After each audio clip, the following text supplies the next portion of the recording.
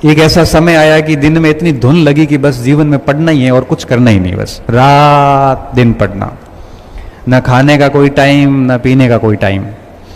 परिणाम ये निकला कि दिल्ली के अंदर आईएएस मेंस के टाइम में मेरे बड़ी आंत डैमेज हो गई, बड़ी आंत डैमेज हो गई और मेंस से 3 महीने बचे। हम एम्स में अपॉइंटमेंट लिया दिल्ली के अंदर, और डॉक्टर ने जाते क्या बोला, डायग्नोस करने के बाद डॉक्टर ने कहा कि बेटा किसकी तैयारी कर रहे हो? मैं साहब मैं तो आईएएस की तैयारी कर रहा हूँ।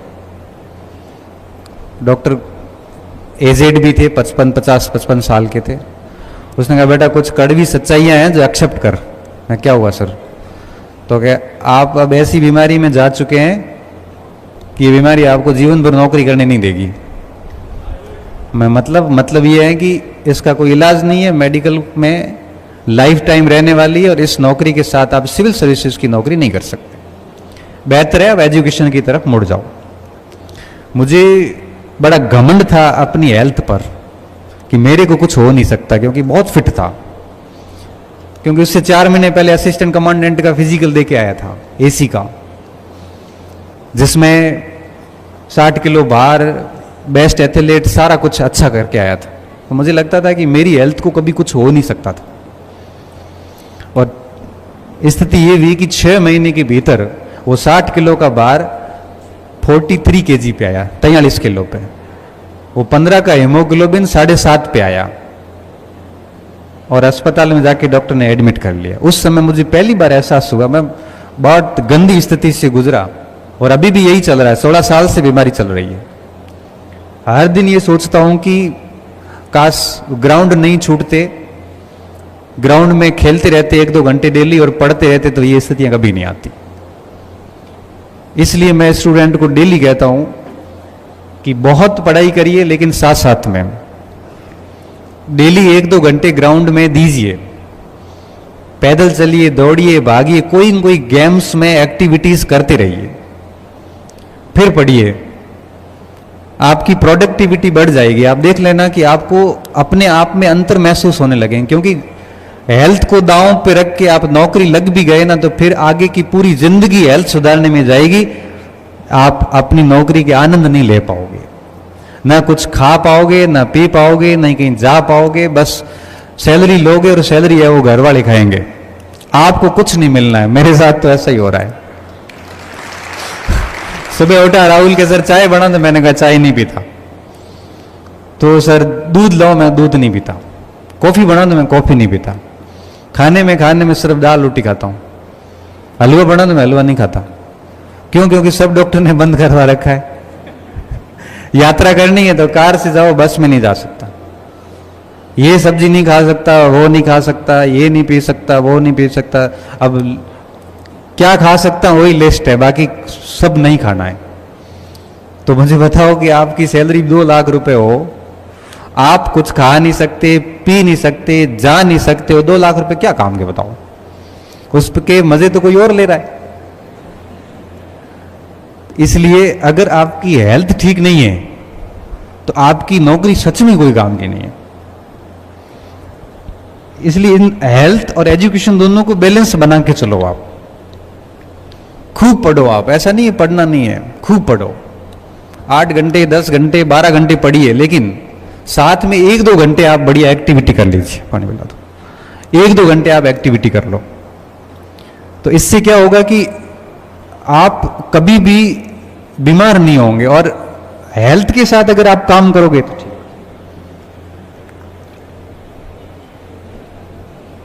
तो उसका बहुत बेनिफिट होगा आपको। और ये बात मैं इसलिए कह पा रहा हूं कि मैं इन चीजों से गुजरा हूं। आज भी ये स्थिति होती है कि सुबह शाम 3 टैबलेट के साथ में दिन शुरू होता है, और 1 टैबलेट के साथ में रात को सोना होता है। हर दिन 3 से 4 टैबलेट खाते हैं, तब दिन गुजरता है। आपको मेरी लाइफ बड़ी शानदार लग रही होगी कि यार क्या मस्त है, एकदम छोटी उम्र में प्रोफेसर बन गए, गाड़ियां वगैरह, घर वर, इतनी बच्चे पसंद करते हैं, पढ़ाते हैं, पैसे वैसे कोई कमी नहीं है। ये तो है बाहर की जिंदगी जो आपको दिख रही है। इसके पीछे की जिंदगी ये है कि 4 टैबलेट्स खाओ, कुछ खाना नहीं है, सिर्फ पानी पीना है, और बड़ी नियमित सी लाइफ है, कहाँ उठना है, कहाँ बैठना है, कहाँ जाना है, कुछ नहीं करना है, साथी सब मजे से खा रहे हैं, मैं बैठा हूँ पास में देख रहा हूँ। ये है असल जिंदगी जो आपको दिखती नहीं है, जिससे मैं होकर गुजरता हूँ। और मुझे जब हेल्दी लोगों को देखता हूँ तो मुझे थोड़ी ईर्ष्या भी होती है। ईर्ष्या ये होती है कि ये लोग बड़े आनंद ले रहे हैं और मैं इनको देख रहा हूँ, लेकिन साथ साथ में अच्छा भी लगता है कि कम से कम ये हेल्दी तो है, जीवन तो जी रहे हैं। तो मैं आप सभी को कहता हूँ कि अपने स्वास्थ्य को हमेशा प्राथमिकता में रखें, दूसरे नंबर पे स्टडी को रखें, तीसरा कोई काम ही नहीं करना है। और जिस दिन सिलेक्शन होगा आरपीएससी की उस पीडीएफ लिस्ट में जब नाम आएगा तो सत्यन बता सकता है कितनी खुशी होती है। पहली बार लिस्ट में नाम आया तो कैसा लगा था? ऐसे लगा जैसे क्या हो क्या गया, मतलब किसी और से दिखवा लेता हूँ, सर मेरा ही है ना ये रोल नंबर। हिंदी का रिजल्ट आया तो रात को 10-11 बजे एक बच्चे का मैसेज आया, सर आप सर अभी जग रहे हो? मैंने कहा हाँ। हिंदी का नहीं था, पॉलिटिकल साइंस का था। रात को 11-11:30 बजे रिजल्ट आया। मैं कहा बेटा जग रहा हूँ। तो सर रिजल्ट आया और मेरे रोल नंबर देखो ना आप। तो मैंने कहा ये ठीक हिम्मत करके बोला है बच्चा, मैं देखता हूँ ना रोल नंबर ला। तो रोल नंबर दिए, मैंने पीडीएफ डाउनलोड करी, देखा तो उसका सिलेक्शन हो रखा। तो मैंने कहा बेटा बधाई हो, आपका सिलेक्शन हो गया। तो सर हो गया है ना, कंफर्म हो गया? मैं कहा कंफर्म हो गया। आपने नहीं देखा सर? मैंने देखा पर यकीन नहीं हो रहा है कि क्या पता मेरा है कि नहीं। आप देखोगे तो सर बहुत सही देखोगे। इसलिए मैं आपसे एक बार और चेक करवाना चाह रहा हूं, फिर मैं मेरे मम्मी पापा को फोन करूंगा कि पापा मेरा सिलेक्शन हो गया है, एक बार आप मुझे कंफर्मेशन दे दो। मैंने कहा बेटा हो गया है और आप एंजॉय कीजिए। अब वो फोन भी रोने लग गया, मतलब वो फपक फपक के रोते हैं ना कोई, ऐसे मतलब जिसको खुशी के गजब भावनाएं कंट्रोल की हुई हो कई सालों से। 2 मिनट रोने लगा। मैंने कहा बेटा थोड़ा शांत हो जा। और फिर उसके बाद में 2-5 मिनट सर आपका, मेरे को बहुत सारे धन्यवाद बोले। और फिर उसके बाद घर पे, परिवार पे उसने अपना फोन वोन शुरू किया। तो मुझे लगता है कि व्यक्ति के जीवन में इससे बड़ी खुशी कुछ हो नहीं सकती जिस दिन उस पीडीएफ में नाम आता है। जब आरपीएससी की या यूपीएससी की पीडीएफ खुलती है, मेरे छोटे भाई का इंजीनियरिंग बैकग्राउंड था, उसने कहा मुझे भैया आरएस की तैयारी करनी है। मैंने कहा कर बेटा, सपोर्ट मैं करूंगा, कोई दिक्कत नहीं है। मेरा रियल छोटा भाई 8-10 महीने बढ़िया मेहनत की। जैसा मैंने कहा किताबें बता दी मैंने कहा बस 3 चीज़ों का ध्यान रखना, इसके अलावा कुछ पढ़ना नहीं है, और इसको इतना तरीके से पढ़ना है कि ये न लगे कि आधी अधूरी पढ़ाई हो गई। और तीसरा हेल्थ का ध्यान रखना, खाने पीने का ध्यान रखना है। 7-8 महीने पागलों की तरह पढ़ाई करी। और आरएस के अंदर मेंस हुआ, इंटरव्यू के लिए मैंने प्रॉपर गाइड किया, सारी चीज़ें बताई, इंटरव्यू दे के आया। अब रिजल्ट का समय आया, अब रिजल्ट आने वाला था। इंटरव्यू, लास्ट इंटरव्यू के बाद में कभी भी रिजल्ट आ सकता है। तो मेरे को कहा कि आज मेरे भाई साहब रिजल्ट आने वाला है रात को। तो मैंने कहा भाई मैं भी जगूंगा, रिजल्ट तेरा आ रहा है आरएस का, तेरा पहला ही पेपर है। 10 बजे, 11 बजे, 12 बजे रिजल्ट आया नहीं, 11:30 बजे रिजल्ट नहीं आया। मेरे को तो नींद आने लगी। मैंने कहा भाई मैं तो सोता हूँ। वो खुद जयपुर था। 2-1 बजे उसका, 1:30-2 बजे उसका फ़ोन आया। तो मेरा फ़ोन तो पिछले 5 साल से साइलेंट ही है। 5 वर्षों से मेरा फ़ोन साइलेंट ही है। आज तक मैंने फ़ोन को साइलेंट मोड से निकाला ही नहीं है। क्योंकि क्लास में जाता हूँ तो बच्चों के सामने फ़ोन साइलेंट रहता है, कोचिंग में जाता हूँ तो भी फ़ोन साइलेंट रहता है, जनरली जेब में ही रहता है, साइलेंट ही रहता है। मैसेज का रिस्पॉन्स ज़रूर कर लेता हूँ। मेरा फ़ोन साइलेंट था तो घर के फ़ोन पे फ़ोन आया। 2-3 बार कंटिन्यू आए तो बच्चे उठ गए। उन्होंने कहा कि फ़ोन आ रहा है, चाचा का फ़ोन आ रहा है, चाचा का फ़ोन आ रहा था। मैंने रिजल्ट आया होगा तो मैंने उठाया, उठाते बोले कि मेरा सिलेक्शन हो गया है। और ऐसे करते करते वो भावुक हो गया।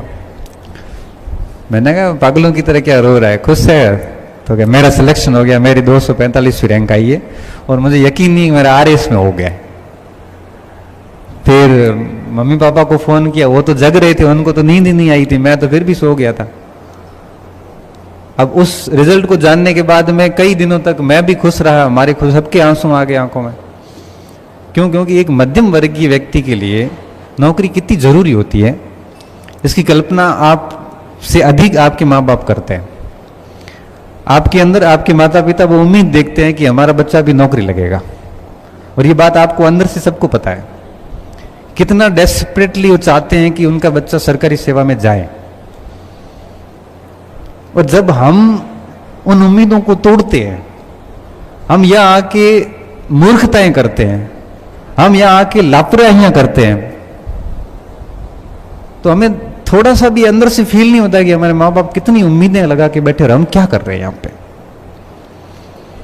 पे। आप अपने लिए नहीं, लेकिन उन उम्मीदों के लिए तो पढ़ लो जो आपके अपने माँ बाप बांध के रखे बैठे हैं, और उन्होंने खुद ने जीवन में वो नहीं कर पाए, उनकी स्थितियां नहीं थी, लेकिन वो अपनी हर खुशी को त्याग करके आपके लिए संसाधन जुटा रहे हैं ताकि आप उनके ड्रीम्स को पूरा करें। और आपको नहीं पता, आप चले आते हो शहर, पीछे माँ बाप बात क्या करते हैं। अब मेरा छोटा भाई जयपुर था, पीछे माँ दिल्ली पूछती थी कि मारे छोरे नौकरी लागे को लागे, नौकरी लगेगी कि नहीं लगेगी, तनकी लागे, तेरे को क्या लग रहा है, तेरे को तो पता है ना पास कैसे होते हैं। इतनी उम्मीद है कि बस लग जाए, उनको जैसे लगा जैसे उनका जीवन धन्य हो गया। मुझे लगता है कि इससे बड़ी प्रेरणा आपके लिए कुछ हो नहीं सकती। आपको जब आप गलत रास्ते पे जाओ, जब आप पढ़ाई नहीं कर रहे होते, तो कम से कम एक बार अपने घर की तरफ देखना, आंखें बंद करके सोचना अपने उस परिवार की तरफ कि वो आपसे कितना कुछ चाहता है और आप कर क्या रहे हैं। अगर आप इतना डेडिकेशन दे देंगे घर के उम्मीदों के अनुरूप, तो निश्चित तौर पे आप एक शानदार परिणाम देंगे। अब आज की युवाओं को, आप इधर तो इतनी दिक्कत नहीं है, बाड़मेर जैसलमेर में सर दिक्कत यह है कि लोग बच्चे तस्कर हो गए, ड्रग्स लेते हैं। ड्रग्स का इतना गंदा फैला हो गया है कि पीढ़ियां की पीढ़ियां बर्बाद हो रही है हमारे उधर। हालांकि मुझे लगता है इस क्षेत्र में ये दिक्कत नहीं है, ये भी बहुत अच्छी बात है। बेचारे माँ बाप घर पे काम धंधा कर रहे हैं और बेटे बेटियां शहर आके उनकी उम्मीदों को कुल्हाड़ी से हमेशा काटने का काम करती है। माँ बाप तो चले जाएंगे, उनको तो जाना ही है, 5-10 साल बाद चले जाएंगे, फिर ता उम्र आप जिंदगी भर फिर पछताओगे, रोते रहोगे कि मौका दिया था लेकिन हमने मूर्खताएं की।